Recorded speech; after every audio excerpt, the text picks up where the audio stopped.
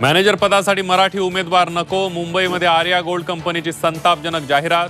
Zee 24 तासच्या दणक्यानंतर कंपनीनं मागितली माफी, जाहिरातही बदलली.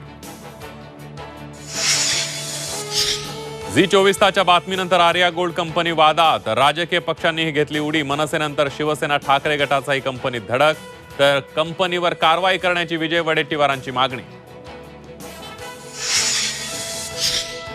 आगामी विधानसभेसाठी राज ठाकरेंचा स्वबळाचा नारा. राज्यातील 225 ते 250 जागा लढवणार. 1 ऑगस्ट पासून राज ठाकरेंचा महाराष्ट्र दौरा.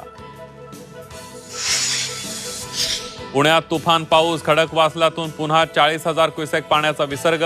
एकतानगर, विठ्ठलवाडी भागामध्ये शिरलं पुराचं पाणी. बचाव कार्याला वेग, लष्करालाही केलं पाचारण.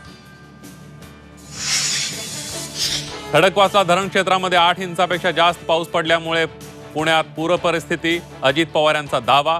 मुसळधार पावसामुळे पुण्यातील पर्यटन स्थळांवर 48 तासांसाठी बंदी.